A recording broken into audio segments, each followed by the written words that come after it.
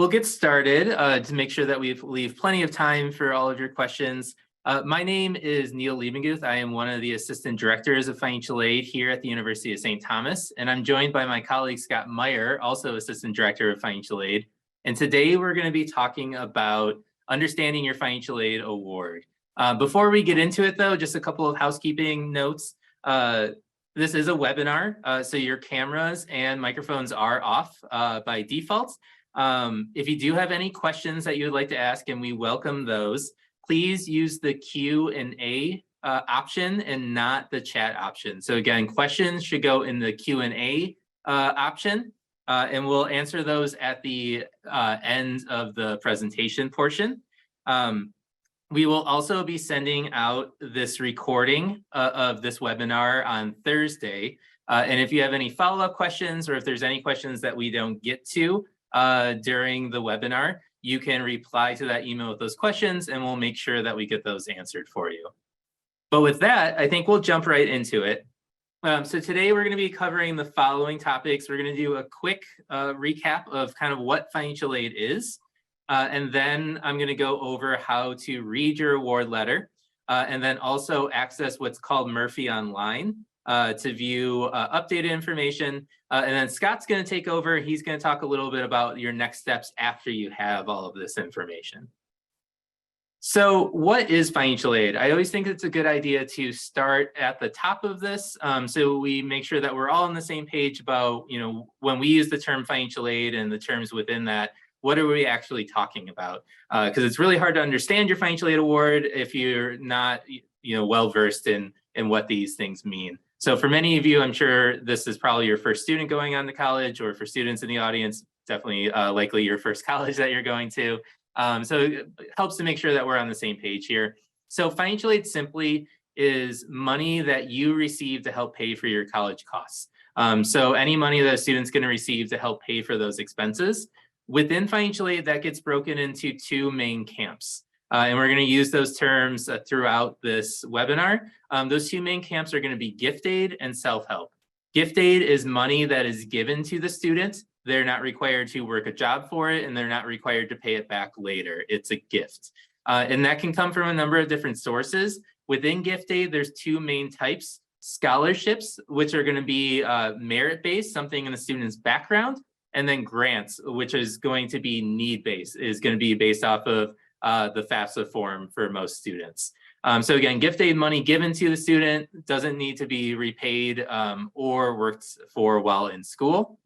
So self-help, you can probably guess, is the opposite. Self-help is financial aid that a student receives that does either need to be repaid or worked for. So work study, also known as campus employment, is money that a student can earn by working a job on campus. And that's one type of self-help that the student can receive. And then also loans, and we'll go more into detail on loans later, but loans would be money that a student can borrow now that they'll repay later in life with future earnings. So again, this is kind of just breaks down what financial aid is. So financial aid encompasses all of these different types of funds within it. And I think this will be helpful as we break down the award letter. So the notification of award. So many, if not most of you in the audience tonight have the financial aid award letter. It came in the mail recently. Otherwise, you maybe got an email saying it's coming later this week, just depending on when we were able to process your award info. So what is the notification of award? It's an overview of the student's financial aid. It is, we'll go into how you can look at the details of this later, but it's an overview of all that financial aid information. There is a lot of important information under the fold of the NOA, as we call it for short. So make sure you're reading all of that. It goes into a lot of good definitions about, what is tuition, how are we looking at residence hall, meal plans, that type of thing. So make sure you're reading that information. There's a lot of great stuff there. This is also the only print copy of the award that you're going to receive. For most of you, it's going to be what your financial aid award is when we sent that out is going to stay the same. But if there's any changes, we'll talk about how you're going to be able to view those later. So what we're going to do is go through the financial plan section of the notification of award step by step. So this is what it looks like for those of you that maybe haven't gotten your award quite yet. This is what it's going to look like in full, but we're going to look at each of these numbers to decode what they mean. So number one, costs. So costs are going to be everything that's going to show up on the bill from St. Thomas. One thing to note, these are technically estimated until May. So our Board of Trustees officially approves these costs in May once they're able to look at a number of different factors. We're normally pretty good in the financial aid office of being able to estimate what these are going to be as far as increase over the last school year. So very likely your costs are going to be what you're seeing in this financial plan, but there's a possibility that they might change a little bit in the future. But again, normally we're pretty much dead on with those. So tuition is going to be essentially the classes that the student is taking. So tuition covers 12 to 18 credits per semester, and that's all going to be one cost for the student. So the tuition amount that you see up here is for the full year, but the credit amount is going to be per semester, 12 to 18 credits per semester. Required fees is basically everything outside of the classroom. So it's going to be all the different activities on campus, the different clubs and organizations. It's going to pay for getting into athletic events. It pays for wireless internet all over the school. So required fees kind of goes towards all of that outside of the classroom elements to the education at St. Thomas. Housing and food. So these two are bundled together. So the food portion of that is going to be the same for all freshman students living on campus. That's the unlimited meal plan. So anytime the cafeterias are open, the student can go in and have a meal. The housing part, though, is based off of an average room charge. So your specific housing charge might be a little bit different than the bundled up amount here, depending on what you choose as far as placement and where you're ultimately placed. Right now, it's right around the cost of Tommy North. So if you've been on campus and taken a look at a few of the residence halls, we're basing this housing and food cost based on a freshman student living in Tommy North. But again, your own cost could be a little bit higher or lower than this, just depending on what you select and then where you're ultimately placed once you complete that housing selection paperwork. And so these are, like I mentioned, again, these are the direct costs. These are everything that's going to show up on the bill from St. Thomas for the year. These are not all of the costs that you should consider as a college student or a parent of a college student. So some things that we aren't going to directly bill for that we're not including here would be books and supplies. We also aren't going to bill you for your own travel expenses. If a student has a lab fee, for example, so they take a science lab course that has an additional fee, that's hard to estimate this early out, so that's not included here. And then also personal expenses, so your own everyday living expenses, pizza, shampoo, that kind of stuff. So you want to make sure that you're planning for those things. We estimate about $3,500 for the year for all of those things. As I mentioned in that NOA letter, there is some more info about each of those items for your planning. But what this financial plan here goes over is, again, everything that St. Thomas is going to bill you for directly. So now that we know the costs, we're going to take a look at what the financial aid award section looks like. So a number of different items in here. So as you can remember from that first slide, scholarships are going to be a merit or academic based award. So most of you heard about your scholarship first from your official admission letter. It was printed in there. So this is the yearly amount of that scholarship. If by chance you've already been awarded an additional scholarship from St. Thomas, some competitive scholarship or some other type of award, or maybe you're going to get your financial aid award a little bit later after some of those scholarships are decided, you might have an additional scholarship bundled in here, but for 99% of you, what's going to be listed here is something that you already were aware of from that admission letter that you received. So the grant section, though, that's probably brand new for some of you. So if you did qualify for an additional St. Thomas grant, again, that's based off of the FAFSA form. And the grants for most students is going to be what's called the Founders Grant, where it's going to be a grant directly from St. Thomas. It's based off of the FAFSA form, and you do need to file that FAFSA form again each year to maintain your eligibility for that grant. So if there's changes to your financial situation year to year, there's a potential that your Founders Grant could change. But for most students, their financial situation stays about the same, so their grant amount is going to be about the same each year. Similarly, this student that I used as an example didn't qualify for any federal and state grants in addition to their St. Thomas dollars. But if you did qualify for any federal and state grants, those will get bundled in that line there too. So that's an important thing to know. And I'll talk about how you can see the line items of each of this a little bit later. But federal and state grants will be listed here. So that's again, money that's determined directly by the FAFSA, but it's gonna be money that comes either from federal government or state government. And then we total up all that gift aid, again, money given to you.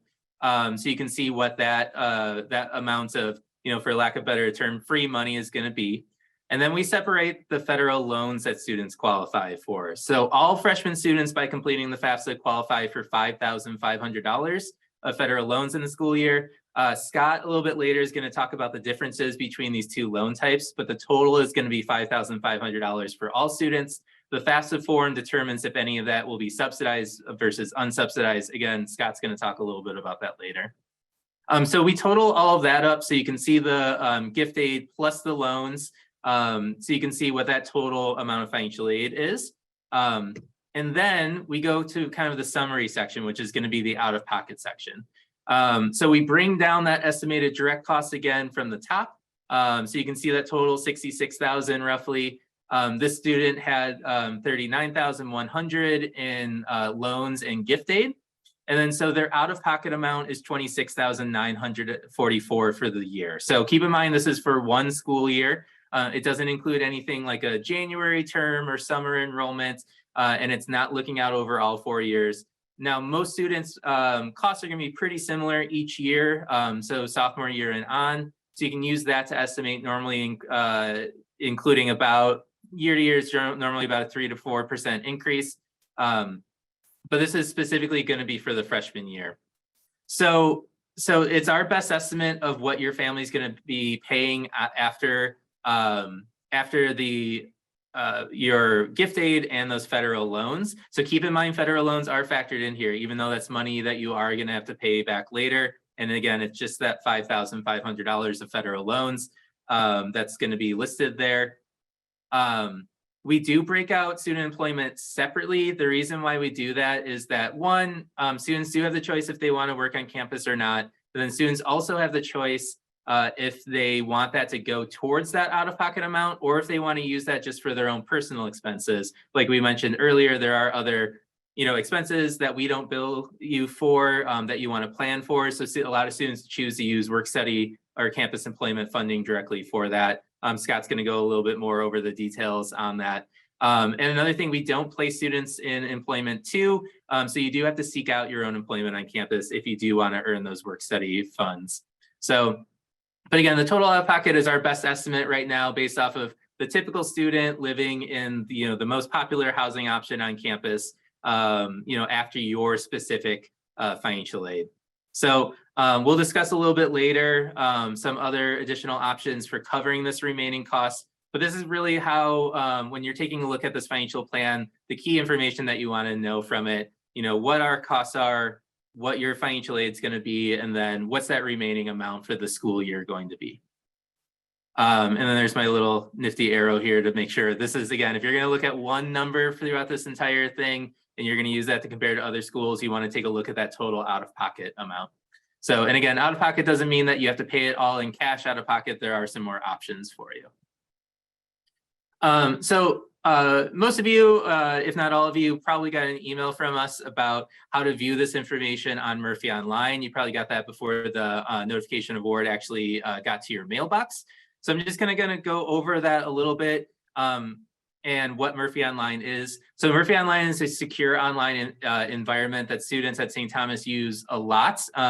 Later on, if you decide to attend St. Thomas, this is where class registration works. This is where you can view transcript, that type of thing.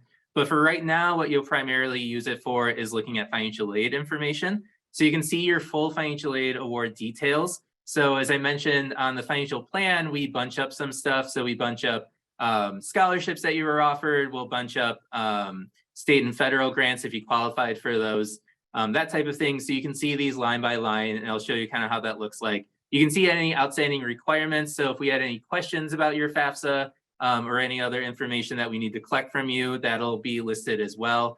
This is also where you can go to report outside scholarships. And then you can view any updates to your financial aid award. So I mentioned that that notification of award letter that you get in the mail, that'll be the only paper copy you get.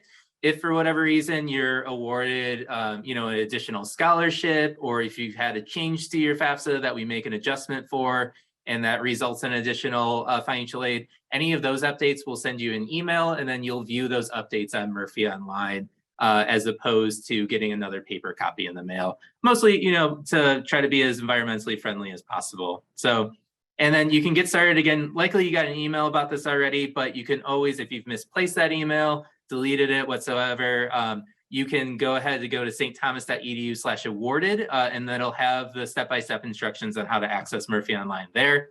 This is kind of the condensed version of what you're going to have to do. You'll go to stthomas.edu/new, and this is only if you haven't activated your account yet. But you'll go to /new, and again, the directions will be on the awarded page. And you'll see something that looks like that gray box there, where you'll have to enter in that St. Thomas ID number. That'll be in the email that we sent you. Otherwise, it's also on your admissions applicant portal as well. Or you can reach out to financial aid office and we can help you find that information if you happen to misplace it. The other key thing that you'll have to do to be able to access Murphy Online, which is true of a lot of different websites these days, is set up multi-factor authentication, also known as two-step authentication, where you'll have to set it up where you confirm your identity on your phone as well. So make sure you do both of those steps. To activate your account actually goes pretty quickly as long as you've got that information, but you have to make sure that you set up that multi-factor authentication as well. So you can, again, it's just for your security as a student to make sure that, the person logging into your account is you, the correct person. Parents, we CC you on that email that we send out to students, letting them know how to do this. Make sure that you're doing this step with your student. Most of the time when people run into errors, it's because both the student and the parent are trying to activate the account at the same time. We know you love to help your students, but this is something maybe to try to coordinate and work on together. Otherwise, you're probably gonna have to end up talking to our IT office to be able to kind of get that fixed if that happens. So, but step-by-step instructions are located on stthomas.edu/awarded. So this is what Murphy Online looks like when you do log in here. So this is the homepage after you click on financial aid. So if you do have any outstanding requirements, you'll see it right here. Likely what you'll see is that we have your FAFSA and the nice friendly green check mark there. So once you see that, you'll want to click on award offer. It should default to the 2023-24 for the award year. The step-by-step instructions will say to confirm that, but you should see that and you shouldn't have any other options for that. So you can just click right on award offer, and that'll take you to something that looks like this. So the first thing that you're going to see would be some potential, FYI notes at the top. So this is your financial aid award offer, review the information. So the first section that you see are grants and scholarships, just like how we lay out the financial plan. So you'll see for this student, it's listed as accepted already. That'll be the same for all students. So you don't have to separately accept St. Thomas scholarships or founders grants or anything else that's going to be in this gift aid section. We're going to assume that you want that money if you decide to attend St. Thomas. No one's turned it down yet. So no other action needs to be taken on this. You'll also see a negative sign there. A negative in this case is actually a positive. The negative sign means that it's going to be going towards your charges and reducing down. So don't get freaked out by a negative sign there. That's a good thing in this case. If you do get awarded any additional scholarships, like competitive scholarships through the academic departments, they'll show up here too after you've been officially awarded there. So again, this will be where you'll go to see some of those updates. You'll get official notifications about those types of things, but it'll also get added to Murphy Online here. So again, this will just be information that you'll already know, but again, no other steps needed for scholarships and grants. Work and loans, though, are a different story. So the first section up is going to be works. The work section. So if you were awarded state or federal work study funds, you do have to either accept, decline, or modify this information. So accept is just accepting the full amount. Declining would be saying, I'm not planning to work on campus. I don't need these work study funds. And modify, I don't suggest doing it for work study, but if you did want to lower the amount that you were offered, you can lower that. But work study, the amount that we list there is an estimate of what you can earn by working 10 hours a week. So I would suggest for this one, just accept or decline it. Pretty simple like that. If you end up earning less than that or more than that, not a big deal when it comes to just work. So loans work the same way. So this student here just has the unsubsidized loan. You might have two different loans here, unsubsidized and subsidized. If so, you do have to take action on both of them. Same options, accept, decline, or modify. So accept is going to be accepting it in full. Declining is declining it in full. You can choose to either, for example, to accept just the subsidized and not the unsubsidized. That's an option for you. And then modify would allow you to enter in another amount. So say you wanted to accept just $2,000 of the $5,500 you've been awarded, modify allows you to do that. So you'll select that if that's the case. And then whatever you do decide to do, you'll click submit. We're going to send reminders to do this. I normally suggest making this decision by August, but we'll probably bother you a little bit throughout the summer to try to remind you to do that, because there are some more steps that we won't talk about today, but just some paperwork steps that you have to do if you do decide to accept the loans. So the other thing that you can use Murphy Online for is reporting an outside scholarship. Now, in almost all cases, outside scholarships will stack on top of what you're receiving from St. Thomas. So specifically, scholarships and grants should stack on top of what you're receiving. Occasionally, we have to adjust the subsidized, unsubsidized breakdown or your work study award. So we do ask that you do report any outside scholarships that you might be receiving. And again, you can do this at any time. So the last option on the financial aid award page will be other resources. So you just go and click add view resource. And then once you do that, it'll pop up this screen where you'll list the name of your scholarship, what term you want it for. This one says summer, yours is going to be for fall or fall spring, and then the amount in there, and then any other information you want us to know about it. So we just ask that you do that for any outside scholarships, so scholarships through your high school, community organization. You don't have to re-report your scholarship from us. This is just going to be anything that you're going to be potentially bringing into St. Thomas. And then once you do list it in there, you'll just click submit. You can add as many as that you're aware of. And again, you can do this at any point throughout the summer and then into the beginning of the school year. And again, for most students, it won't affect what you're receiving from St. Thomas, and it definitely won't affect the scholarships that we're awarding. So with that, I'm going to hand it over to my colleague, Scott Meyer, who's going to be talking about some of these next steps here. Thank you, Neil. Welcome to the webinar today, folks. We hope you're finding hoping that you're finding this to be some good and useful information up to this point. So we're going to talk about the next steps involved in the financial aid process. For again, we've sort of covered some of these things. We're going to review a few things and talk about a few more new things as we walk through this process. So first thing we want to talk about is the accepting and declining student loans. That is a step in the process for students who want to move forward with their financial aid. Just a little information about the federal direct loan program that your students could be borrowing from. These loans are kind of what we've always referred to generically as guaranteed student loans, which implies that these loans are in the student's name only. The loans do not require a cosigner, nor do the loans require that the student borrower pass any kind of a credit check. So the student is basically going to indicate to us, as Neil just got done showing us, that they want to accept the loan in full or in part. Once they do that, there's a couple of other steps that have to be completed a little bit later on as we get into the summertime. Federal student loans do not require any payments while the student is in school, regardless of the type. So a common misconception is that unsubsidized loans have to be repaid immediately when the student takes them out, and that is not the case.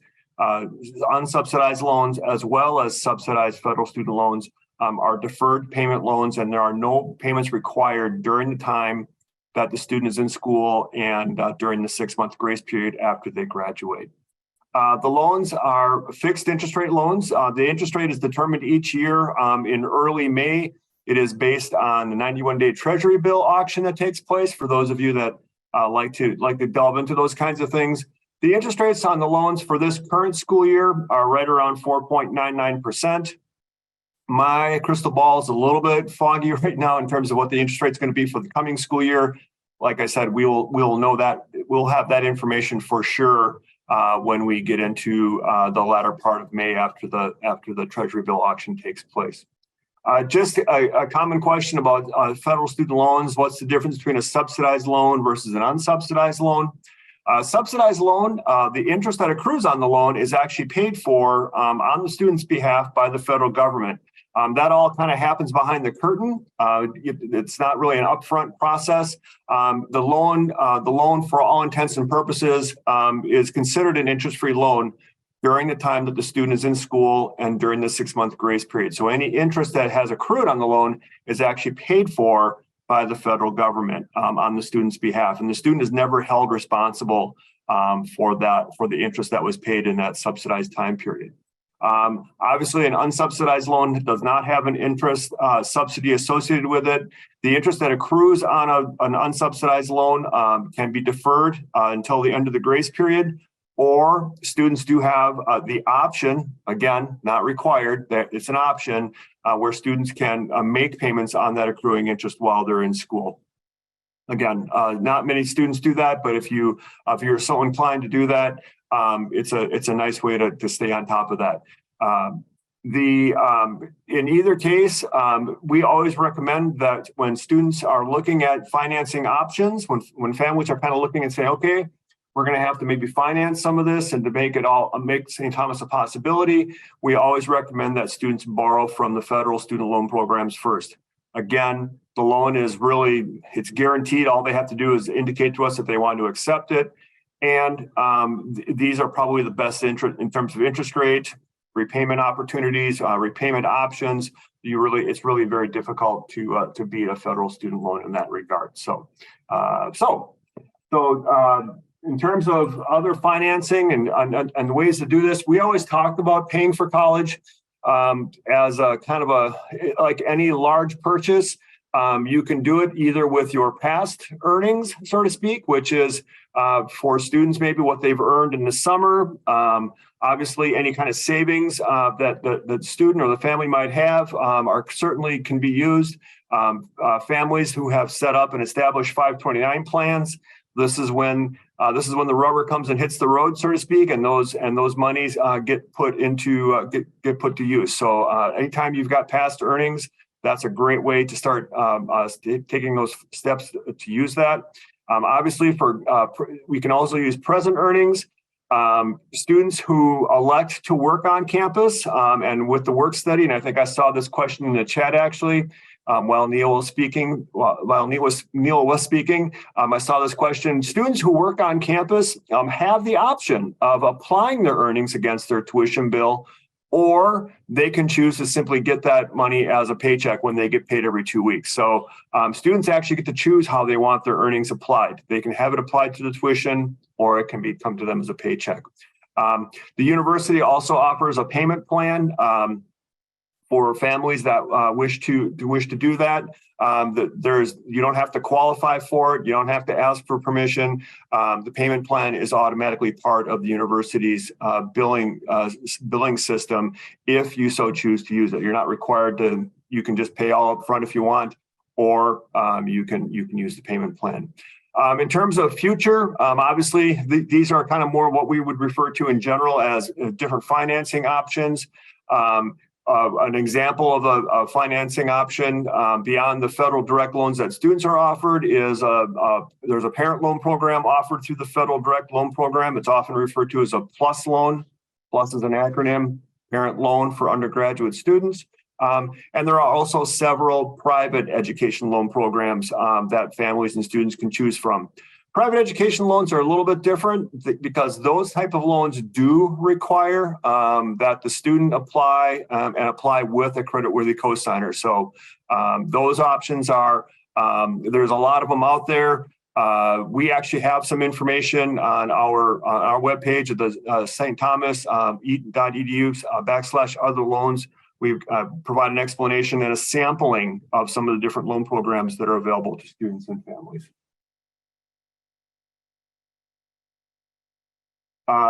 So I saw a couple of different questions related to this in the chat. So let's just take a step back for a moment. When students and families file the free application for federal student aid, it is based on their 2021 income information. And as you went through the FAFSA, you probably noticed that there really isn't any place where you get to talk about your special circumstances.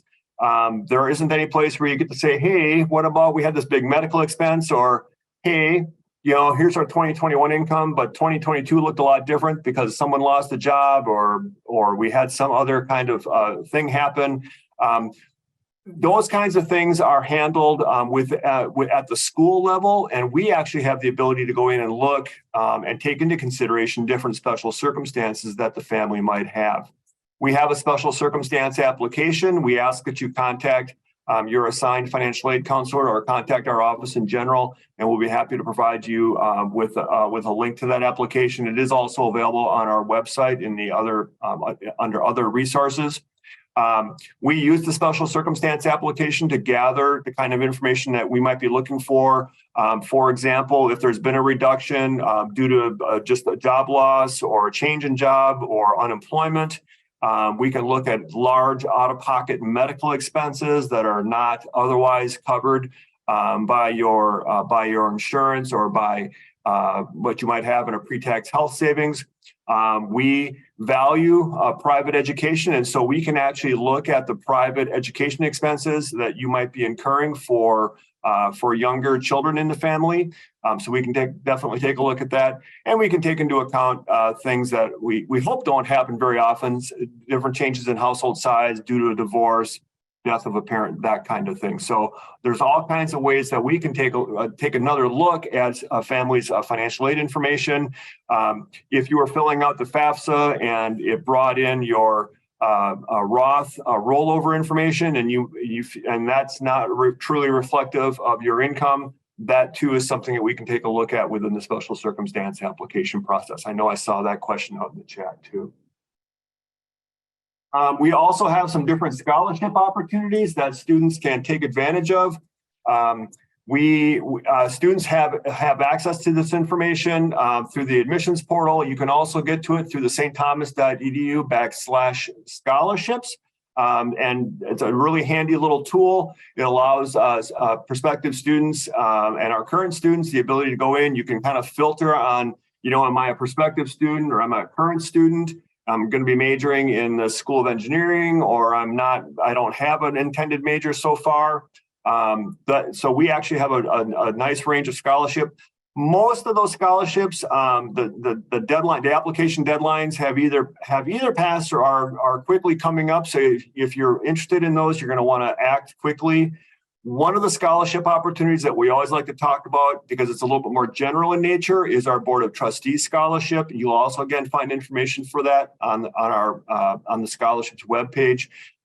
Outside of that, we always recommend that students be searching their local communities, looking for different outside scholarship opportunities. High school guidance counselors are really good sources for this kind of information, or even just teachers, high school teachers who have been good mentors. They oftentimes can help high school seniors and direct them toward different community-based outside scholarships where they can find those different opportunities. There are also other free online searches, and we provide some of that information on our website.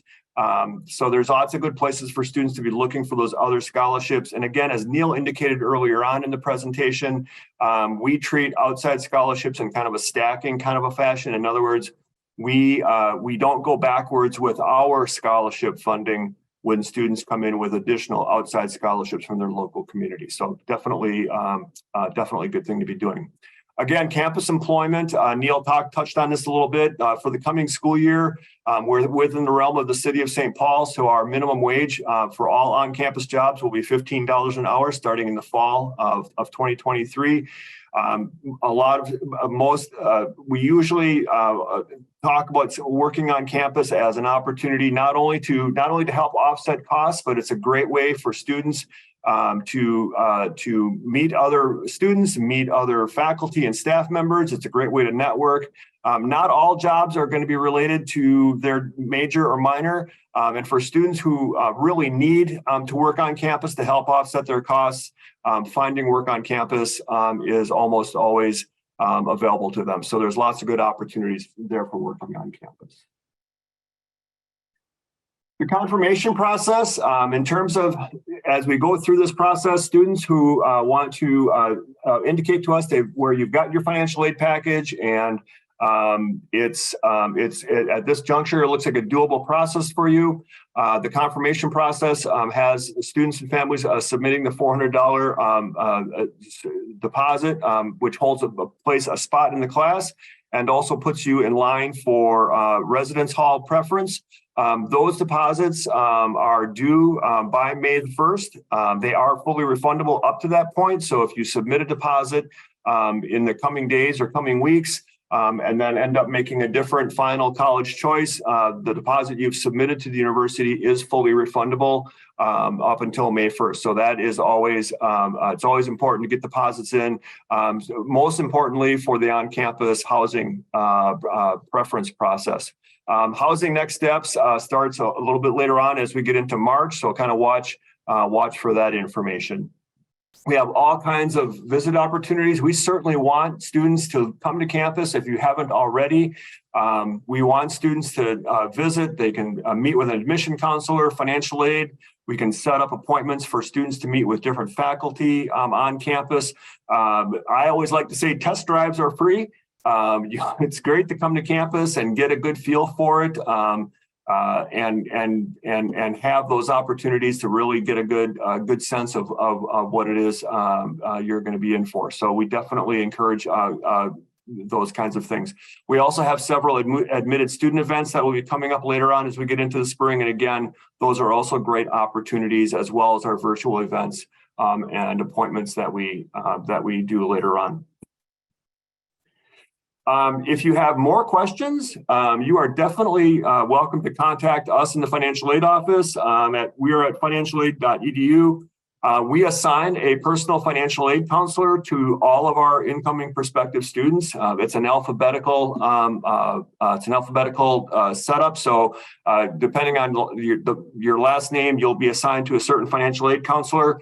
You're welcome to work with any one of us, but that counselor assignment is made to kind of keep our counseling loads equitable, and it ensures that you'll get good responses, and you're always working with the same person. So if you've got special circumstances and you're kind of funny about talking to everybody about it, you can feel confident in knowing that your financial aid counselor is holding your information in confidence.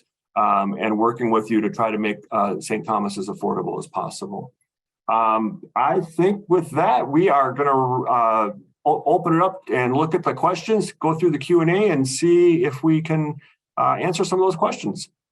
Cool. I think I can take the first one, Scott. So we had a question about what the 2022-23 tuition was with housing and food. So basically the total direct costs. So last year, or the year that we're currently in for current students at St. Thomas, tuition, fees, room and board for students before any scholarships and grants is $63,500 roughly.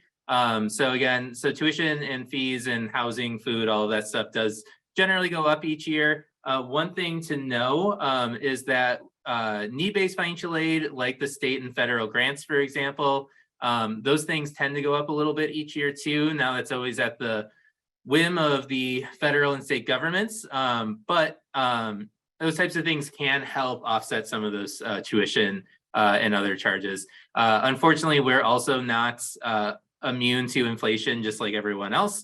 So when we do have to increase costs, it's normally because of those types of things. So yeah, good question. Oh, let's see. I'm looking here. There's a question about J-term. J-term in summer oftentimes comes up when we're talking about financial aid and costs. So the J-terms and also students who want to enroll in summer courses, those are an extra charge to take classes during the J-term and or the summer. The good news is that the university charges, the tuition that we charge for those classes is charged at half of the normal per credit hour rate. So a class that would normally cost nearly $6,000, a 4-credit class that would cost $6,000 in the normal part of the school year are charged at half that rate for the J-term and the summer. So specifically to answer the question, well, how much does it cost to take a J-term class?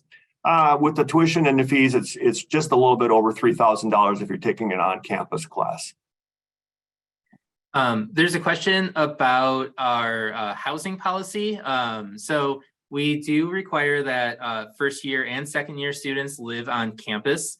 Now, like any type of policy, there's potential for an exception to that policy. So depending on the situation, so whether it is a financial or family responsibility, religious reason, all different types, a student through their admission applicant portal can request an exception to the policy to live on campus. St. Thomas does award the same amount of financial aid to a student regardless of their housing status. So if that student is living on campus, at home, or in junior and senior year, for example, if they're living off campus, if they're renting off campus, we award the same amount. So yeah, so if a student is living at home, keep in mind, you're gonna have to feed them if they're not living here. But if they are living at home, we're not gonna be charging them for residence hall and the meal plan, housing and food. So yeah, that would potentially reduce costs. Now, keep in mind too, though, there's a good reason why we look for students to live on campus. We do really want them. We value that part of the educational process of a student being able to live on campus now, but we definitely understand and like to accommodate for students that that's not as possible. So good question on that. There's a couple of different questions out here about work study. The first one is, when can students start employment? I see that question. I also see one about what happens once the student gets up to the $4,000, or do they lose their job? Let's see, I thought I saw another one out here. So let me just talk about that very quickly. Students can normally students start working on campus in the fall, and the employment runs for the 30-week time period from the start of the fall till the end of the spring. Students can start or stop working anywhere in that time frame. There's no, students don't have to find and get a job right away. Finding a job on campus is the responsibility of the student, and when they want to start working on campus and how many hours they feel comfortable working is entirely up to them. We work with a lot of students who say, hey, you know what, I'm not sure if I want to work right away. I think I want to get my feet wet first and get a feel for my classes and my study time and everything else, and then I want to start working, and that's perfectly fine. On the other hand, if you want to just jump right in and get started right at the beginning of the semester, you can do that. So there's no right or wrong answer there. In terms of students who have a need-based work-study allowance, and whatever that is, it's most commonly $4,000, but in some cases it might be a little bit less than that. Either way, when students, we kind of keep track of student earnings throughout the school year. In fact, that's my responsibility. And so when students approach the maximum amount of work study that they've been offered, if the student has demonstrated financial need based on what the rest of the financial aid package looks like, we can oftentimes actually increase the work study award. So that's one thing we have a little bit of flexibility with. Unlike some of the other awards that are more prescribed and are kind of more regulatory in nature. In the worst case scenario, oftentimes what we simply do is if a student is on a need-based work study allowance, they've earned their maximum amount for the year, and it's the middle of March and they still want to keep working, we have an internal process where we just simply switch them over to St. Thomas Employment, and they oftentimes can just remain in their job until the end of the semester. So students don't just get let go once they get to the maximum $4,000 or anything like that. So. Good. There's a couple questions about the total out-of-pockets amount on the financial plan. So just as a reminder, or just to clarify that, so the out-of-pocket amount, that's just us signaling what the amount is after the financial aid that we award. So scholarships, grants, federal loans. So out-of-pocket can be covered by things outside of just cash or savings. So that ways to pay slide that Scott went over. So anything on there. So whether it's out of a 529 account, whether it's the work study, campus employment to be used towards that, or you can borrow federal Parent Plus loan. You can borrow a private alternative loan. Some families even do a home equity loan that the funds won't get directly sent to St. Thomas, unlike the Plus loans and private education loans, but some families will do that and then use that to pay that out-of-pocket amount. So yeah, out-of-pocket doesn't mean that it needs to be cash. There are more resources that you can use to help cover those costs. I'm looking through. There are a few questions from folks about just the process for logging in, and also having trouble with getting logged in to the system and that kind of thing. We normally, if I believe that on the awarded page where they go in, Neil, can you tell me that's we have a link where they can get hooked into our ITS folks, that help desk, if they're having problems getting logged in? Yep. Yeah. So if you go to that /awarded page, stthomas.edu/awarded, when in the section about viewing your financial aid award and declining the award, there are step-by-step instructions there. And then also within those instructions is the contact information for our ITS office. They are really good about being able to help figure out these pretty common issues right away. So don't hesitate to contact them.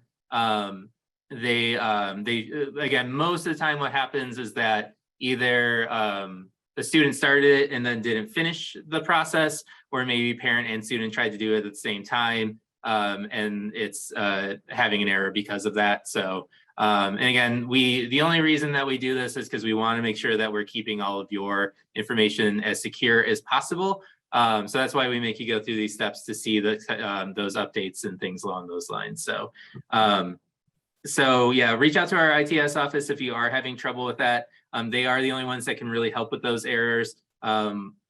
We in the financial aid office, our partners in the admission office, love to help you any way we possibly can. But when it comes to that specific technical issue, that's when we have to work with our ITS office, who are great and should be able to help you with that. If you continue to have trouble, reach out to us. We can try to come up with some solutions. But yeah, definitely reach out to them.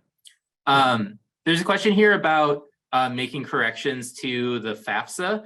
So in most cases, you can go back into the FAFSA if you know that you made a mistake, or just any other information that you need to correct.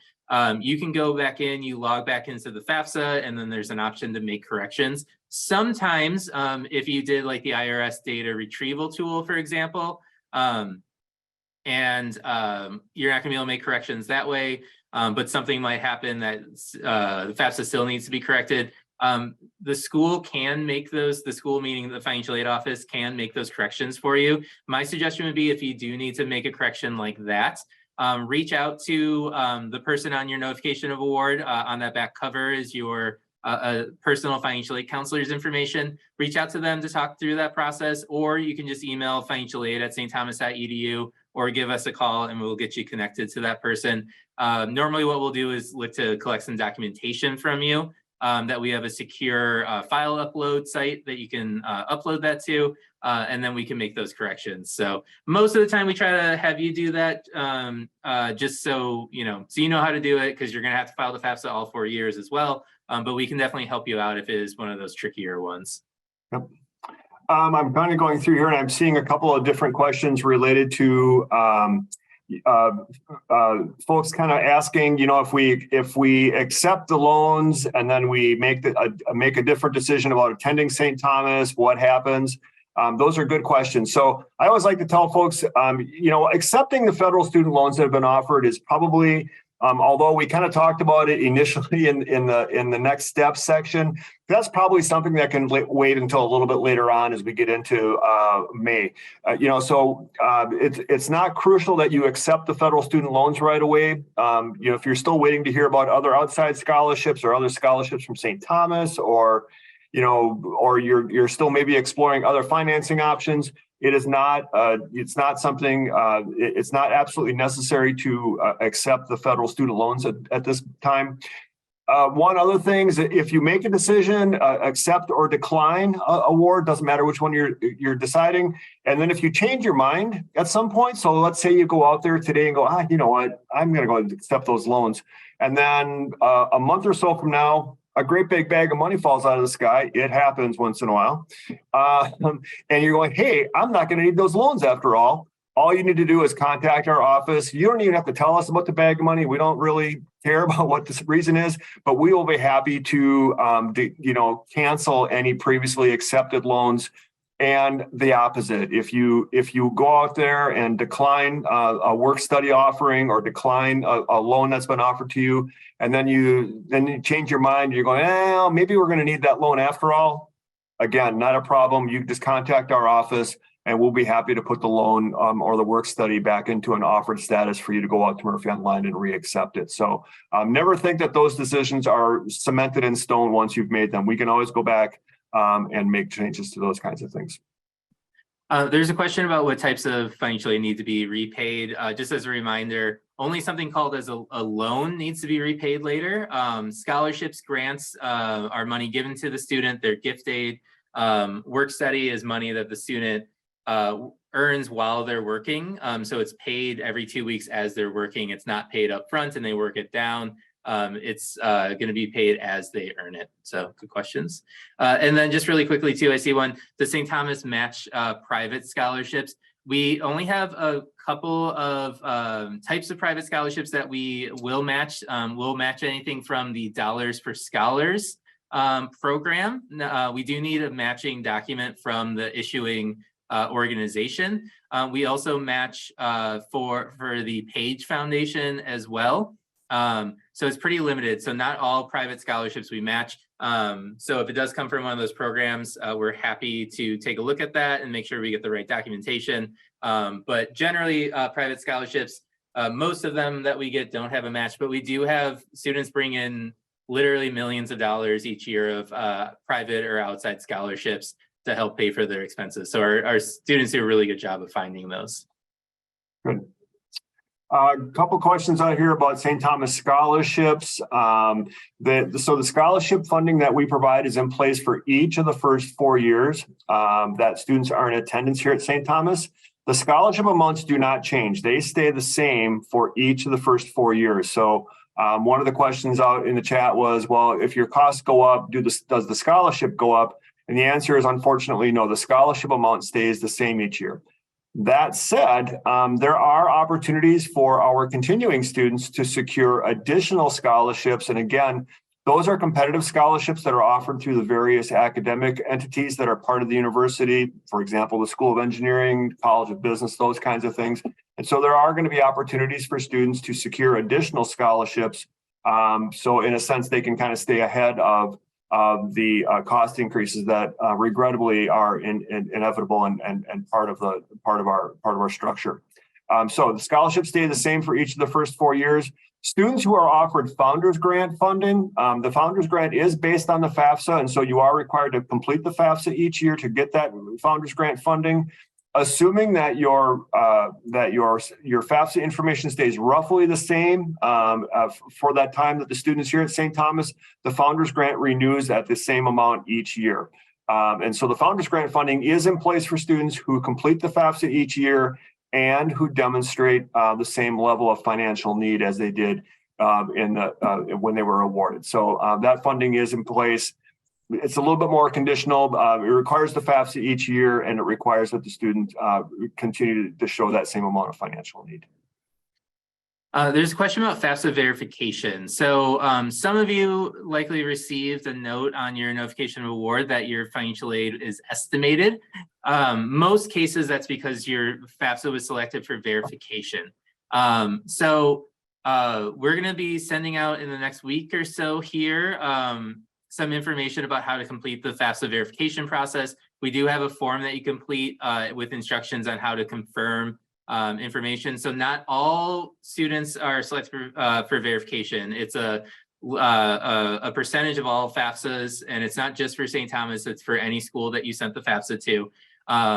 So we'll send out instructions on how to complete that process. For most students that we complete the verification process, they don't have a change to their financial aid award.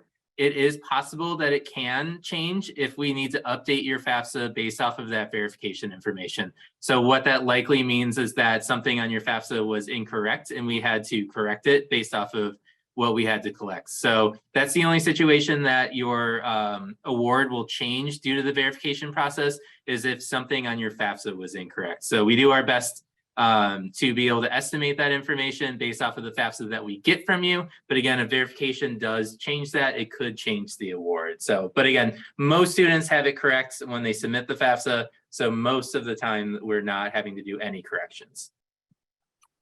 There's a question out here about GPA requirement for the scholarship funding. That's always a good question to answer.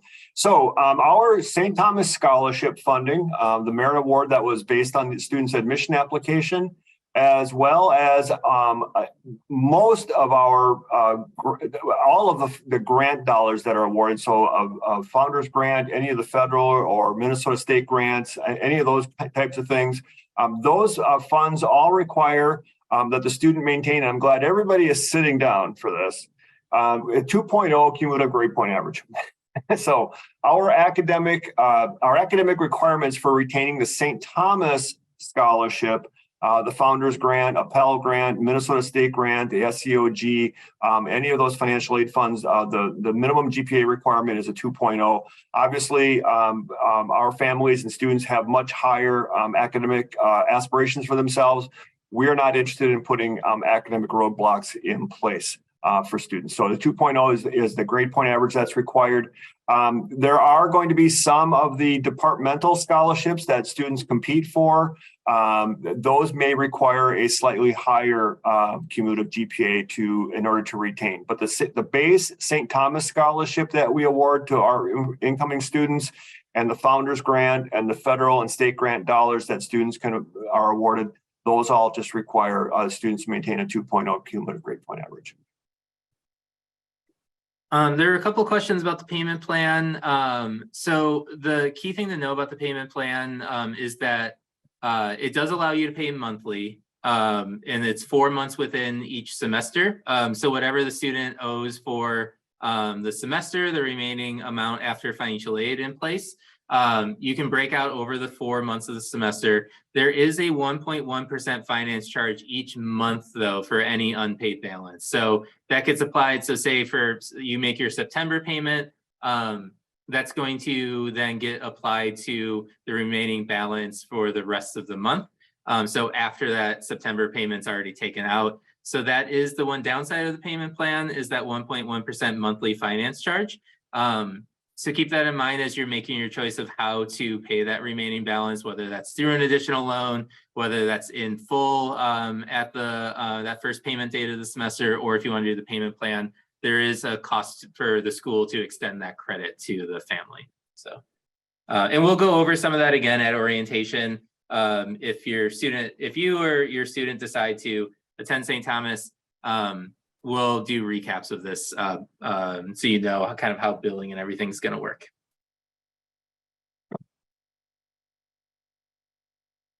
Let's see. I think we probably have time for one more question here. Let's see.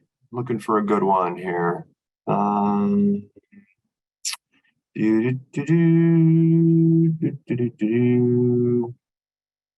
Here's a quick one. Will there be other meetings like this? I don't believe that we're doing another notification of award, but I believe we are going to have some other opportunities in a kind of a small group setting where families and students can log in and meet virtually with financial aid counselors. There'll be more information about that posted. So kind of watch our website and stuff later on for that. But there are going to be some additional opportunities for that. Yeah, I think that's kind of it. I think. Yep. So, yeah, we want to make sure that we're respectful of everyone's time. So I'm really appreciative that so many of you asked so many questions. I'm really glad to see that you're so engaged in your students' education, or if you're the student yourself here, your own education and payment for it. So as I mentioned at the top of the webinar, and some of you maybe were logging in at the time, the admission visit office is going to email out a recording of this to everyone who attended on Thursday, so you can view it then. It gets posted as a part of the university's YouTube channel as well, but you should get it emailed to you.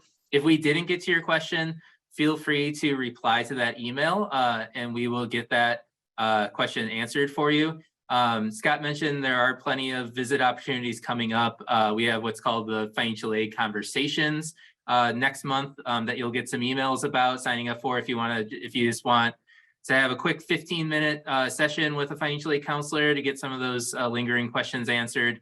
That's perfect for that. Otherwise, we can do longer appointments to kind of go over everything with you individually too, both virtually and on campus. So make sure that you're taking advantage of those things, because we want to make sure that you get all of your questions answered before making a decision on college choice. So once again, thank you so much for coming today. We really appreciate it.